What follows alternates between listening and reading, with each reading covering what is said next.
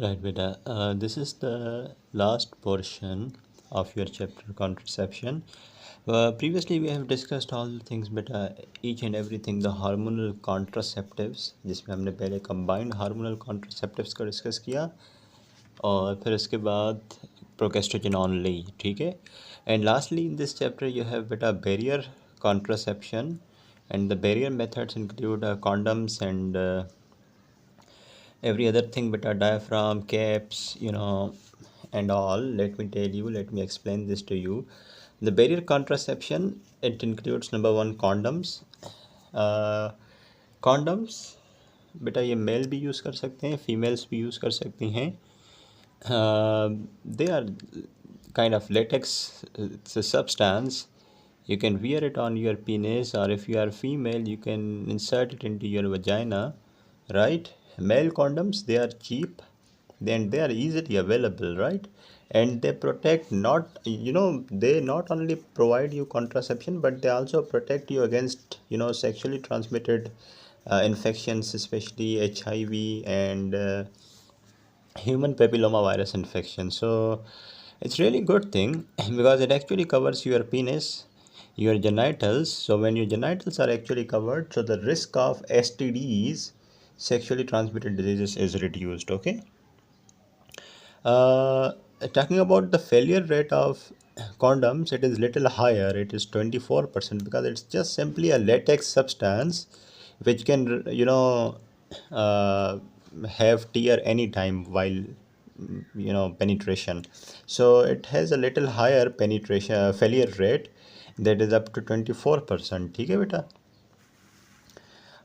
The female condoms, they are also available. They are lubricated polyurethane condoms. They are inserted into vagina and they protect against STIs. They obviously, if let's suppose this is the, okay, vulva, this is the vagina. You can see this is the vagina, and you can see this is the cervix all above. So the female condom is just like this. You insert it into vagina. It's a polyurethane substance. So it's a polyurethane substance. This is the female condom. So this is the condom, and the open side you have to keep it obviously on the outer surface, and the closed side on the inner surface. So when there is penetration, the penis goes into the condom, and obviously there is closed end of the condom. So if even the penis enters here, and if there is discharge of the sperm, it can't obviously go above, obviously, right? Okay. Then after the condom comes with a diaphragm and the cap. um, Diaphragm and the cap, they may be latex or non-latex devices. They are inserted into vagina to prevent the passage of sperm to the cervix. So they are actually the barrier, चाहे diaphragm हो चाहे cap हो. Both are inserted at the level of the vagina, and both these actually inhibit the travel of sperm from vagina to cervix. Okay. Talking about the caps actually fits over the cervix, whereas diaphragm form a hammock between the posterior fornix and the symphysis pubis.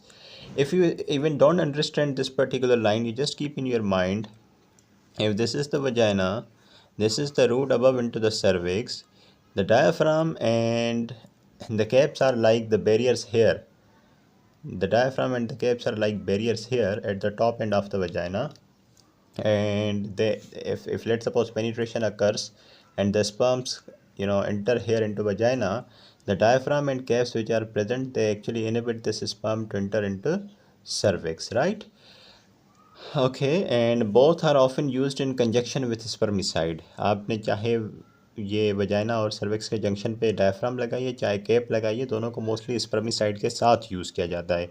अगर ये cap है तो इस cap के साथ spermicide भी, देखें ये, अगर मैं इस कैप को बाहर निकालूं तो दिस इज़ द कैप, और इसके अराउंड आप जो है स्पर्मिसाइड लगाते हैं. तो क्योंकि ये इतना इफेक्टिव होता माना नहीं जाता ये मेथड, तो इसलिए हम क्या करते हैं, इसके ऊपर स्पर्मिसाइड का भी यूज़ करते हैं, ताकि कैप तो आपको प्रोटेक्शन देगी ही देगी, लेकिन अगर साथ में स्पर्मिसाइड भी लग जाए इसके, तो क्या ही ज़बरदस्त कम्बिनेशन बन जाएगा. ठीक है. इसके डिसएडवांटेजेस की बात करें बेटा, तो women need to be taught how to insert diaphragm, cap कैसे फिट करनी है वजाना में. ये हर कोई नहीं लगा सकता, पहले इसको टेक्निक बतानी पड़ती है। 18% फेलियर रेट है, फेलियर रेट हाई है लेकिन स्टिल कॉन्डम से कम है। कॉन्डम का फेलियर रेट सबसे ज़्यादा है बेटा, ठीक है। In some women there is increase vaginal discharge and there are UTIs, urinary tract infections with the use of this diaphragms and caps. Diaphragm caps की बात करें बेटा तो ये लेटेक्स नॉन लेटेक्स डिवाइसेस होती हैं जो कि मोस्टली स्पर्मिसाइड के साथ यूज़ की जाती हैं, अकेले यूज़ नहीं किया जाता। अगर आपने कैप लगाई है, आपने डायफ्राम लगाया है, दोनों में साथ में स्पर्मिसाइड भी डालते हैं, ठीक है बेटा। फेलियर रेट कम है लेकिन वैसे तो हाई है, लेकिन compare to condoms failure rate थोड़ा हाई है, इट्स 18%, ठीक है। चलें जी, बेहतरीन।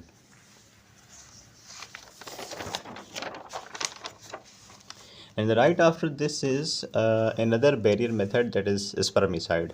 Spermicide has very much less effectiveness. It is very much low effectiveness it has, and it is even not recommended alone for the prevention of the pregnancy. कभी भी ऐसा नहीं होता कि अकेला सिर्फ स्पर्मिसाइड आप यूज़ कर दें वजाइना के अंदर और आप कहें कि okay I am fit for contraception. No, and spermicides are not used alone, and even alone they are not enough. They are used in conjunction with rings or diaphragm, okay, so that there may be some strong contraception they can provide together. कौन से स्पर्मिसाइड्स आते हैं? एक ज़बरदस्त product आता है, that is nonoxynol 9, nonoxynol 9, that is N9 भी बोलते हैं इसको। इसकी जेल फॉर्म भी आती है, क्रीम भी आती है, फॉर्म भी आता है, स्पंज भी आता है, पेजरी भी आती है, ठीक है, वजाइना में रखने के लिए।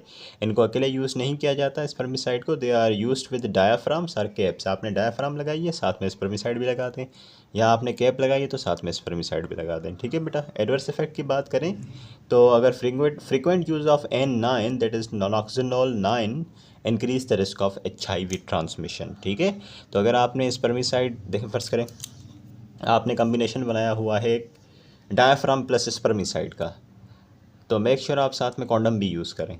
कॉन्डम तो किसी भी सेक्सुअल प्रैक्टिस में यूज़ करना चाहिए, चाहे अब किसी भी वक्त आप सेक्सुअल इंटरकोर्स कर रहे हैं और आप प्रेगनेंसी नहीं अचीव करना चाहते, आपको कॉन्डम तो हर सूरत में यूज़ करना चाहिए। भले आप चाहे कोई और कंट्रासेप्टरी मेथड यूज़ कर रहे हैं, आप पिल्स ले रहे हैं, आपने प्लांट लगवाया हुआ है, कुछ भी बेटा, अगर आपको प्रेगनेंसी नहीं चाहिए, आप कंट्रासेप्शन कोई अच्छा यूज़ कर रहे हैं, कॉन्डम आपने साथ में लाजमी यूज़ करना है ताकि STDs को प्रिवेंट किया जा सके, ठीक है। ओके जी, चलें। अब ये बैरियर मेथड्स हो गए कुछ हमने डिस्कस किए बेटा, जिसमें कॉन्डम आ गया, डायफ्राम और कैप आ गए, डायफ्राम कैप के अलावा स्पर्मिसाइड आ गया। और स्पर्मिसाइड में हमने ये देखा कि अकेला स्पर्मिसाइड की जो जेल है या फॉर्म है वो काम नहीं करेगी। ऐसा नहीं है कि आप इंटरकोर्स से पहले आप जो है वजाइना में फॉर्म लगा दें स्पर्मिसाइड की and then you have some really good penetration and you can say okay I can't be pregnant anymore. No, spermicide is not really successful contraceptive, so do not rely on it. Make sure you have spermicide in combination with diaphragms or caps, okay. Then comes the female sterilization, complete sterilization. It is the permanent method of contraception. It prevents the sperm reaching oocyte in the fallopian tube. ऐसे ये कैसे हो सकता है बेटा? ये कुछ इस तरीके से होता है कि आपको पता है कि ये आपका यूट्रस है, ये उसका खूबसूरत सा फंडस है, ये फलोपियन ट्यूब है, ठीक है, ये ओवरी है। अगर आप कुछ यूँ करें कि इस फलोपियन ट्यूब को यहाँ पे आपका एम्पलरी रीजन में oocyte अवेलेबल होता है और यहाँ से mister sperm really loves to come through into the fallopian tube, अगर आप कुछ यूँ करें कि इस ट्यूब को लाइगेट कर दें, यहाँ से क्लिप कर दें और ये क्लिप परमानेंट क्लिप कर दें, तो स्पर्म तो पहुंच ही नहीं पाएगा oocyte के पास और कभी फर्टिलाइजेशन नहीं हो पाएगी और फीमेल कंप्लीटली फर्टाइल के बजाय अब स्टेराइल हो जाएगी, ठीक है। अच्छा, this ligation of the fallopian tube can be performed by the laparoscopy, hysteroscopy, laparotomy, ठीक है। चलें, बहुत सारी औरतें होती हैं जो एक बच्चा अपना डिलीवर करती हैं सी सेक्शन के थ्रू और फिर उसके बाद अपनी ट्यूब जो लाइगेट करवा देती हैं, उनको दूसरा बच्चा नहीं चाहिए होता। तो जब उनका सी सेक्शन हो रहा होता है, एक बच्चा डिलीवर करती हैं और डॉक्टर साहब जो है वो क्या करते हैं कि लेप्रोटमी के दौरान जब उनका पेट खोलते हैं तो एक बच्चा डिलीवर करते हैं और उसके बाद ट्यूब लाइगेट कर देते हैं क्योंकि उनको दूसरा बच्चा नहीं चाहिए होता, ठीक है। हम जो तीनों इनको ज़रा अप्रोचेस को डिस्कस करते हैं। तीनों अप्रोचेस जिसकी मदद से आप ट्यूब लाइगेट कर सकते हो बेटा, लेप्रोस्कोपी, हिस्टेरोस्कोपी और लेप्रोटमी। ठीक है, चल सबसे पहले बेटा laparoscopic sterilisation. Laparoscopic sterilisation is the most commonly it most commonly occludes fallopian tube with fleshy calyps। Laparoscopic sterilisation एक ऐसा प्रोसेस है जिसमें क्या होता है कि आपकी जो फलोपियन ट्यूब है उसको आप क्या करते हो, ऑक्लूड कर देते हो एक खास किस्म के क्लिप्स लगा के। What types of special clips? Filshie clips, these are the Filshie clips. ठीक है, so laparoscopy is really famous these days, and you can with this procedure use these fleshy clips and you can just occlude the fallopian tube. This is the oocyte and now sperm can't really go there, and this is the effective contraception. um, yeah, let me tell you what I'm trying to say. Let me tell you beta. And you also okay, once you have done with this procedure, you still need to take effective contraception even after this even after this ligation clipping. Effective contraception should be used until the next menses after the procedure due to risk of pregnancy from early fertilized egg. अब फ़र्ज़ करें, एक आप scenario समझने की कोशिश करें कि अगर कुछ यूँ हो कि ये बेटा यूट्रस है, ये उसका फंडस है, ये फलोपियन ट्यूब है। फ़र्ज़ करें कि ये यहाँ से oocyte आया, यहाँ से स्पर्म आया, they had some nice party together और ये ज़ाइगोट बन गया and this zygote is about to implant और जस्ट इम्प्लांटेड। और आपने क्या किया, इसको लाइगेट कर दिया ट्यूब को। ठीक है, फ्लिशी क्लिप्स की मदद से लेप्रोस्कोपिक प्रोसीजर के थ्रू आपने कहा okay now I have clipped my fallopian tube and I am now really happy, I have some successful contraception. लेकिन याद रखें कि ये क्लिप्स लगाने के बाद भूल मत जाएं कि ये क्लिप्स लगाने के बाद भी आपने इफ़ेक्टिव कंट्रासेप्शन लेनी है जब तक अगले मेंसेस नहीं आ जाते। इन क्लिप्स के अलावा कोई और कंट्रासेप्शन लेनी है, जैसे कि यहाँ पे आप कॉपर आईयूडी लगा दें ताकि इस क्लिप लगाने से पहले जो फर्टिलाइजेशन हुई थी, अगर फॉर सपोज अगर ये फर्टिलाइजेशन हुई थी, ज़ाइगोट प्रिपेयर हुआ था, तो वो जो है टर्मिनेट हो जाए और फिर अगली प्रेगनेंसी अगली साइकिल के लिए तो ये आपकी लाइगेशन काफ़ी है। oocyte यहाँ पे आएगा, स्पर्म को इस तरफ आने ही नहीं देगा ये क्लिप। ठीक है, तो फ़र्ज़ करें कि आपने आज सक्सेसफुली ये क्लिप लगवा दिया, तो इसका मतलब हरगिज़ नहीं है कि आज से आप रेगुलर प्रैक्टिस करेंगे और कोई कंट्रासेप्शन नहीं लेंगे। नहीं, ये क्लिप लगाने के बाद भी आपने इफ़ेक्टिव किस्म की कोई कंट्रासेप्शन लेनी है जब तक अगले मेंसेस नहीं आते। जब तक अगले मेंसेस नहीं आते आपने ये क्लिप लगवाने के बाद भी इफ़ेक्टिव कंट्रासेप्शन लेनी है। जैसे कि आप कॉपर की आईयूडी लगवा सकते हैं, कॉपर टी लगवा सकते हैं जब तक अगले मेंसेस नहीं आते। क्यों? क्या पता ये क्लिप लगवाने से पहले कोई ज़ाइगोट प्रिपेयर हो गया हो and it is about to implant. तो आप जब इफेक्टिव कंट्रासेप्शन लेंगे, कॉपर टी लगाएंगे, तो वो इस इम्प्लांटिंग ज़ाइगोट को टर्मिनेट कर देगी और अगली साइकिल के लिए तो फिर ये आपकी जो क्लिप है वो काफ़ी है। ठीक है, oocyte यहाँ पे आएगा, इस हम इसको क्रॉस नहीं कर पाएगा। ठीक है बेटा, I hope you are clear with this. देखें, laparoscopic sterilization it most commonly occludes the fallopian tube with the Filshie clips. ठीक है, and you need to take effective contraception. Effective contraception should be used until next menses after this procedure due to risk of pregnancy from early fertilized egg, right? Once after this procedure you have menses, then later you do not need to use any contraception anymore. You have successful sterilization. Okay, chale. Women who have higher surgical risk due to obesity or previous abdominal surgery, they need to go with hysteroscopic approach rather than laparoscopic approach।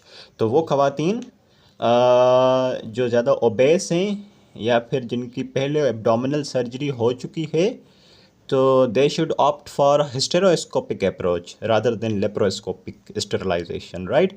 So I told you that there are 3 approaches we can go with: the laparoscopy, hysteroscopy and laparotomy. I told you what do we do in laparoscopy. We just use these nice good looking clips and we just ligate our fallopian tube. Okay, and if your patient is obese and have had previous abdominal surgery, so she is at high surgical risk, beta. So you need to go with some other approach, that is hysteroscopic approach. We'll talk about hysteroscopic approach, by the way. The failure rate of laparoscopic approach is 1 in 200, and hysteroscopic approach में 1 in 500. So which one you see is more successful? Hysteroscopic approach, ठीक है, क्योंकि देखिए laparoscopy का failure थोड़ा ज़्यादा है, हर 200 में से एक जो है फेल हो जाती है, और हिस्टेरोस्कोपिक अप्रोच हर 500 में से सिर्फ एक फेल होती है, राइट बेटा। So failure rate laparoscopic sterilisation का ज़्यादा है। हिस्टेरोस्कोपिक अप्रोच को भी ज़रा डिस्कस करते हैं कि उसमें हम क्या करते हैं, लेकिन I hope you are clear with this laparoscopic approach, right. The risks and the complications of the laparoscopic approach include trauma to, अब ज़ाहिर सी बात है आप लेप्रोस्कोपिक ट्यूब पास करेंगे और ये क्लिप्स लगाएंगे, तो there may be trauma to nearby bowel, bladder and the blood vessels, and you may even rupture the uterine artery, so be careful. And it does not prevent STIs. Even with this procedure, you have increased susceptibility to develop sexually transmitted infections. जहाँ तक बात है रीएनास्टोमोसिस की, कि एक बार आपने ये clip लगा के इसको आपने लाइगेट कर दिया, बंद कर दिया ट्यूब को, तो क्या इसको दोबारा रीएनास्टोमोस किया जा सकता है? तो किया जा सकता है, लेकिन it is really difficult as per your text book. या आपने ये क्लिप लगा दी, उसके बाद इसको रीएनास्टोमोस करना, इसको खोलना वापस, इट कांट बी परफॉर्म्ड, लेकिन अगर सक्सेसफुली कर भी लिया तो अल्टीमेटली फिर बाद में बहुत सारी कॉम्प्लिकेशंस होती हैं, जैसे कि एक्टोपिक प्रेगनेंसी एक बहुत बड़ा रिस्क है जो कि बाद में होता है, ठीक है बेटा। I hope you are clear with this laparoscopic sterilization of the female, right, okay. Then comes बेटा hysteroscopic sterilization, right? Hysteroscopic sterilization, I told you, okay, go with laparoscopic sterilization when your patient is not obese, and when your patient, has not had abdominal surgery previously. But if your patient is obese, she has had some previous abdominal surgeries, so this is the better approach, hysteroscopic sterilization. Its advantage is it can be performed as an outpatient procedure without general anesthesia. बहुत अच्छी खबर है, ये outpatient procedure है, OT में नहीं होता ये, और बगैर जनरल एनेस्थीसिया का इसको किया जा सकता है, ठीक है। अच्छा, इसमें क्या किया जाता है बेटा, इसमें होता क्या है मैं आपको बताऊं कि किस तरीके से आप फलोपियन ट्यूब को बंद करते हो। पीछे तो लेप्रोस्कोपी में तो आपने क्या किया, जो फलोपियन ट्यूब थी उसमें फ्लैशी क्लिप्स लगा दी थी, जिसकी वजह से ट्यूब जो है वो ऑक्लूड हो गई थी, बंद हो गई थी।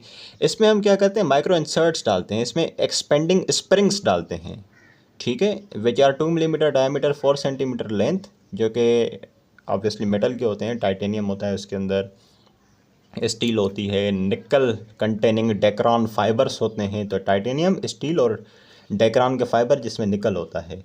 तो ये जो आपके स्प्रिंग्स हैं ये एक्चुअली आपके फलोपियन ट्यूब को ऑक्लूड करते हैं, और स्प्रिंग्स की कंपोजिशन ये आपके सामने है, ठीक है। हम हिस्टेरोस्कोप का इस्तेमाल करते हैं, और हिस्टेरोस्कोप की मदद से इस स्प्रिंग को ऊपर लेके जाते हैं और ट्यूब के ऑस्टिया में जाके डाल देते हैं, ठीक है। और ये जो स्प्रिंग से बेटा क्या करते हैं, they induce the fibrosis within the cornual section of the each fallopian tube over the following 3 months, ठीक है। तो कहने का मकसद ये है बेटा कि फ़र्ज़ करें ये आपका यूट्रस है, this is good looking fundus, this is the fallopian tube and this is the ovary. So this part of the fallopian tube which is opening into the uterus, this is called cornua, ठीक है। यहाँ पे हम अपना spring लगाते हैं, ठीक है। और यहाँ पे स्प्रिंग पहुँचाने की ज़िम्मेदारी किसकी है बेटा, यहाँ पे हम हिस्टेरोस्कोप की गाइड की मदद से हम ऊपर लेके आते हैं, स्प्रिंग को यहाँ पे फिट करते हैं, और स्प्रिंग क्या करता है, ज़ाहिर सी बात है दोनों तरफ, क्योंकि एक साइड छोड़ तो नहीं सकते ना, क्योंकि हमें तो कंप्लीट स्टेरिलाइजेशन चाहिए, चाहे लेप्रोस्कोपी हो चाहे हिस्टेरोस्कोपी हो। हिस्टेरोस्कोप की मदद से स्प्रिंग को ऊपर लाते हैं, और ये स्प्रिंग क्या करता है बेटा, यहाँ पे इस कार्नुअल रीजन में ये स्प्रिंग क्या करता है, फाइब्रोसिस करा देता है 3 महीनों के अंदर। तो ये जो रीजन है कार्नुआ, जो ऑस्टिया है, जो ओपनिंग है फलोपियन ट्यूब की, वो कम्प्लीटली फाइब्रोस हो जाती है, और अब जितना भी स्पर्म यहाँ पे आए आपको लगता है कि वो इसको क्रॉस करके यहाँ उस साइड के पास पहुँच जाएगा, नहीं।